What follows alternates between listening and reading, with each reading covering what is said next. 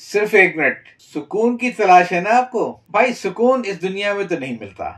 ہر آدمی کے پاس اپنی نوعیت کی الگ الگ پریشانی ہے.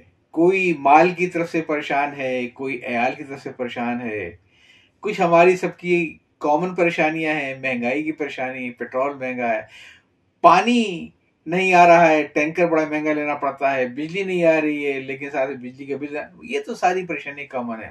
اور ایسی بیسیوں پریشانی، بچوں کی اچھی تعلیم کی پریشانی، شادی بیاہ کی پریشانی، مکان اپنا نہیں ہے اس کی الگ پریشانی، کہ کرائے بڑھتے چلے آ رہے ہیں، لگتا ہے جیسے کنویں میں پانی ڈال رہے ہوں.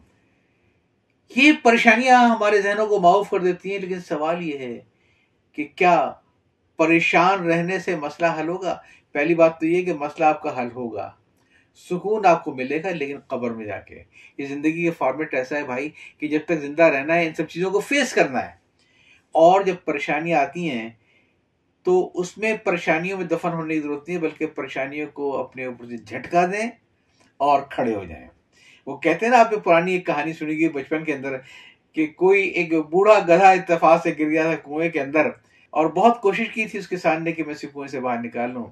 جب نہیں نکل پایا تو سارے گاؤں والوں کو لے کر آ گیا کہ بھائی ایسا کرو، تھوڑی تھوڑی ریت ڈالو، میرا اتنا پیارا گدھا تھا، اور کم سے کم اور کچھ نہ دے سکا تو میں اس کو ایک دفن تو کر سکوں تاکہ اس کی ہڈیاں تو نہ آئیں. جب سارے گاؤں والوں نے اس کے اوپر ریت پھینکنی شروع کی تو گدھا پریشان ہو گیا، اوپر سے ریت مٹی ریت مٹی ریت مٹی. لیکن گدھے نے ہماری طرح اس میں دفن ہونا پسند نہ کیا، بدن کو ذرا سے جھٹکا دیا، مٹی نیچے گری اور ایک پیر اوپر، مٹی آئی، جھٹکا دیا اور پھر کھڑا ہو گیا.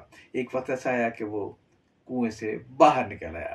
اگر زندہ رہنا ہے نا تو اپنے اوپر سے پریشانیوں کو ایسے ہی جھٹک کے نیچے پھینکیں جیسے اس گدھے نے اس مٹی کو جھٹک کے پھینکا تھا، تاکہ آپ کا ذہن پرسکون رہے اور آپ مسائل کے حل کے لیے کوئی تدبیر نکال سکیں، ڈپریشن کا شکار نہ ہو. جینے کے قرینے کی پلے لسٹ میں موجود باقی کلپس آپ کو پسند آئے تو اسے شیئر کرنا نہ بھولیے گا، تاکہ یہ تو ایک پیغام ہے جو میں چاہتا ہوں کہ دوسروں تک پہنچے. یا چاہتا ہوں. اللہ حافظ.